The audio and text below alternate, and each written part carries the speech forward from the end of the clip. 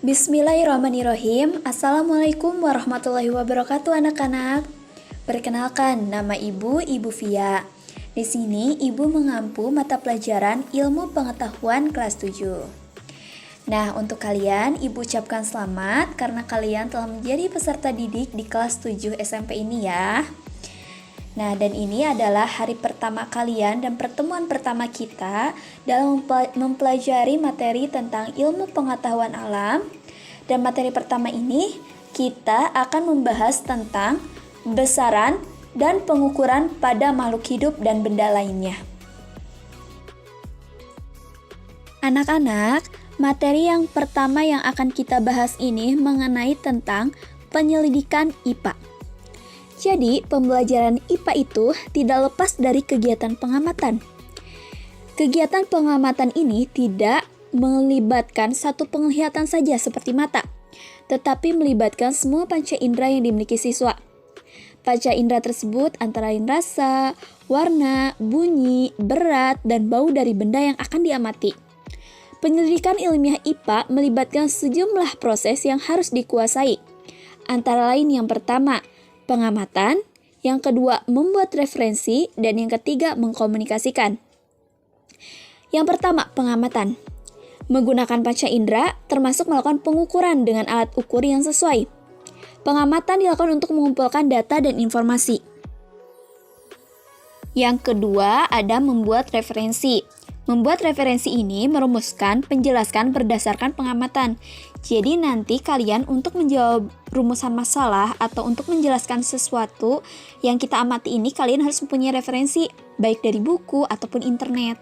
Seperti misalnya kalian kalau misal melihat buku nih, kemudian di belakangnya ada daftar pustaka. Nah, itu merupakan salah satu referensi dari buku tersebut, seperti itu.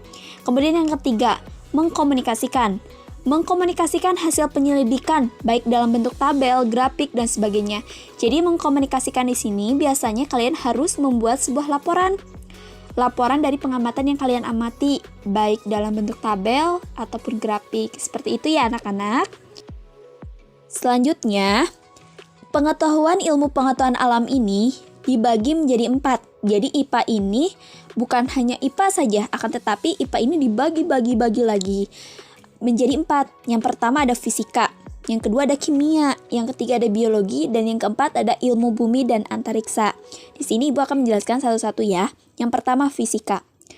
Fisika mempelajari tentang aspek mendasar alam, misalnya materi, energi, gaya, gerak, panas, cahaya, dan sebagainya. Jadi biasanya di fisika ini kita mempelajari aspek-aspek yang mendasar alam seperti itu. Contohnya seperti gerak. Mengapa suatu benda bisa bergerak? Apa yang menyebabkan benda itu bergerak? Dan gerak apa yang dihasilkan benda itu? Biasanya itu dipelajari di fisika. Kemudian kimia. Kimia ini mempelajari tentang penyusun dan perubahan zat. Contohnya misalnya, penyusun karbohidrat itu apa sih? Yang ketiga, biologi. Biologi mempelajari tentang sistem kehidupan mulai dari ukuran terkecil sampai dengan lingkungan yang sangat luas.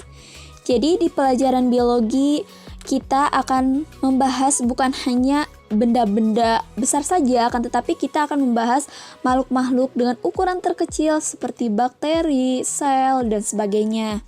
Kemudian yang keempat ada ilmu bumi dan antariksa.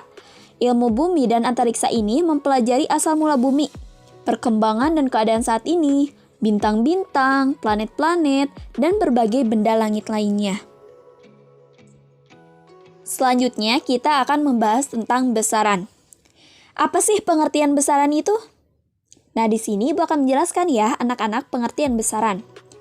Besaran adalah segala sesuatu yang dapat diukur dengan alat ukur, dan nilainya dapat dinyatakan dengan angka. Besaran memiliki nilai yang dinyatakan dengan angka dan diikuti dengan satuan. Misalnya, seorang anak mengukur panjang sebuah pensil, diperoleh hasil yaitu 8 cm. 8 ini merupakan besarannya, sedangkan sentimeter ini merupakan satuannya. Kemudian, besaran dibagi menjadi 2 macam. Ada besaran pokok dan juga besaran turunan. 1. Panjang. Panjang menyatakan jarak antara dua titik. Misalnya, panjang papan tulis adalah jarak antara titik pada ujung-ujung papan tulis. Kemudian panjang bayi yang baru lahir adalah jarak dari ujung kaki sampai ke ujung kepala bayi, itu merupakan panjang. Kemudian, panjang dalam satuan SI atau standar internasional ini, yaitu ada yang di bawah ini ya anak-anak. Contohnya seperti 1 km sama dengan 1000 meter. 1 meter sama dengan 100 cm, 1 cm sama dengan 10 mm, dan sebagainya. Nah, kalian harus ingat ini. Dan di pinggirnya ada salah satu contoh dari panjang persegi. Dari titik itu ke titik ini. Seperti itu merupakan panjang. Yang kedua, massa. Jumlah materi yang terkandung dalam suatu benda disebut massa benda. Dalam SI atau standar internasional, massa menggunakan satuan dasar kilogram. Sedangkan berat menggunakan satuan newton. Selain kilogram, massa benda juga dinyatakan dalam satuan-satuan lain, misalnya gram dan miligram, ton dan kuintal untuk massa-massa yang besar. Nah, di bawah ini ada konvers 1 satuan massa. Di sana kalian bisa lihat dan diusahakan kalian juga harus hafal ya. Kemudian yang ketiga ada waktu. Waktu adalah selang antara dua kejadian atau dua peristiwa. Misalnya, waktu hidup seorang dimulai sejak dilahirkan hingga meninggal. Waktu perjalanan diukur sejak mulai bergerak sampai dengan akhir gerak. Waktu dapat diukur dengan jam tangan ataupun stopwatch. Satuan SI-nya atau standar internasional untuk waktu adalah detik atau second. Nah, di bawah ini ada standar SI atau satuan SI-nya. Yang keempat ada suhu. Suhu merupakan derajat panas suatu benda. Suhu suatu benda diukur dengan alat termometer. Jadi biasanya di sini juga suhu ada mempunyai rumus. T sama dengan T ditambah 273. Keterangannya T itu merupakan suhu dalam Kelvin. Jadi suhu ini berupa Kelvin. Kemudian T itu ada suhu dalam derajat.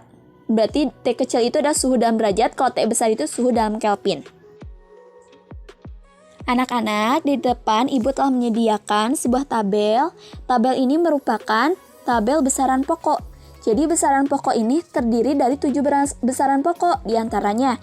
Yang pertama ada panjang, yang kedua ada massa, yang ketiga ada waktu, yang keempat suhu, yang kelima kuat arus, yang keenam jumlah molekul, dan yang ketujuh ada intensitas cahaya.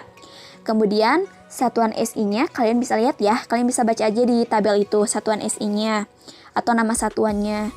Nah, ketujuh besaran pokok ini kalian harus paham, harus mengerti, dan juga harus hafal.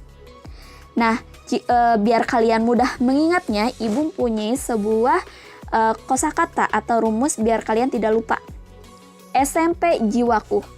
S itu adalah suhu, M itu adalah massa, P itu adalah panjang, J itu adalah jumlah molekul, I itu adalah intensitas cahaya, W itu adalah waktu, dan K itu adalah kuat arus. Jadi itu ada salah satu rumus atau kosakata yang Ibu berikan kepada kalian agar kalian tidak mudah lupa atau mudah mengingatnya ya.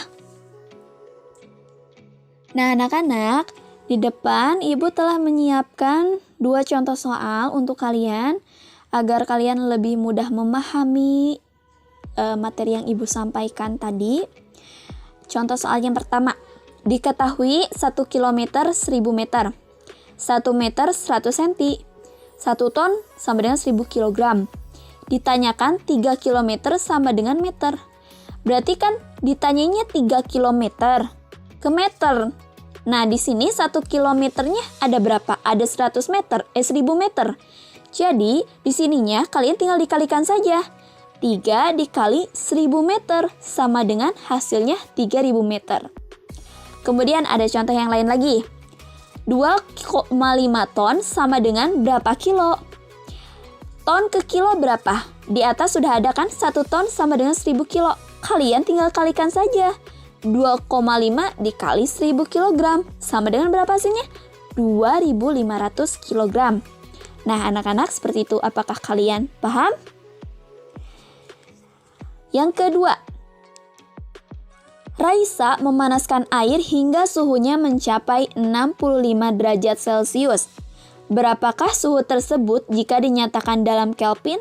Kan tadi rumusnya T sama dengan T ditambah 273. Keterangannya, kalau T kecil itu merupakan suhu dalam Celcius, sedangkan T besar itu adalah suhu dalam Kelvin. Maka diketahui di sini T kecilnya 65 derajat Celcius. Yang ditanyakan T besarnya. Berarti masukin saja ke rumus yang tadi. 65 ditambah 273 sama dengan 338 Kelvin. Jadi seperti itu anak-anak. Sekarang Ibu akan menjelaskan tentang besaran turunan. Kita harus memahami terlebih dahulu pengertian dari besaran turunan. Besaran turunan adalah besaran yang satuannya diturunkan dari besaran pokok. Contohnya, luas, volume, berat, gaya, massa jenis, kecepatan, kelajuan, energi, daya, dan tekanan itu merupakan besaran turunan. Nah, Ibu akan menjelaskan satu-satu besaran turunan itu. Yang pertama ada luas. Luas untuk benda yang berbentuk persegi. Misalnya, luas benda dapat ditentukan dengan menghasilkan hasil pengukuran panjang dan lebarnya atau PKL. Jadi, biasanya luas itu adalah, contohnya dalam berbentuk persegi ya. Luas persegi itu apa? Panjang dikali lebar. Jadi, hasil pengukurannya adalah panjang kali lebar. Dan di bawah ini ada konversi dari luas tersebut. Kalian bisa baca. Kemudian yang kedua ada volume. Volume adalah besarnya ruangan yang terisi oleh materi. Misalnya, ada dua wadah nih, wadah besar dan kecil. Wadah besar dapat menampung air lebih banyak dibandingkan benda lain yang volumenya lebih kecil. Contohnya volume kubus. Volume kubus ini dapat dihitung dengan rumus V sama dengan sisi kali sisi kali sisi. Itu merupakan volume. Jadi kalau luas itu P kali L, sedangkan volume itu adalah sisi kali sisi kali sisi. Nah, di bawah ini ada konversi dari volume tersebut ya. Kalian bisa baca. Yang ketiga ada berat. Nah, di bawah ini ada rumus dari berat, yaitu W sama dengan M kali G. Nah, keterangannya, W itu adalah berat bendanya dengan satuannya Newton. Kemudian M itu massa bendanya. G itu adalah percepatan gravitasinya. Kemudian keempat ada gaya. Gaya rumusnya ada di bawah, itu F sama dengan M dikali A. Keterangannya F itu sama dengan gaya, M itu sama dengan massa benda, dan A itu sama dengan percepatan. Kemudian yang kelima ada massa jenis. Massa jenis ini terdiri dari ada 3 rumus nih. P sama dengan M for V, atau V sama dengan M for P, atau M sama dengan P kali V. Keterangannya kalian bisa baca. Kemudian yang keenam, konsentrasi larutan. Rumusnya kalian bisa menghitungnya dengan K sama dengan massa terlarut dibagi volume pelarut. Kemudian yang ketujuh ada laju pertumbuhan. Laju pertumbuhan sama dengan pertambahan tinggi atau tinggi akhir dikurang tinggi awal dibagi selang waktu. Nah, kalian rumus-rumus ini harus perlu diingat jika kalian misalnya nanti ada soal tentang besaran turunan. Nah, diusahakan kalian harus ingat rumus-rumus yang telah Ibu jelaskan tadi ya. Yang kedua, Ibu akan menjelaskan tentang satuan baku dan satuan tak baku. Apa sih satuan baku dan tidak baku itu, Ibu? Oke, baik, di sini Ibu akan menjelaskan pengertian dari satuan baku dan juga satuan tidak baku anak-anak. Nah, satuan baku.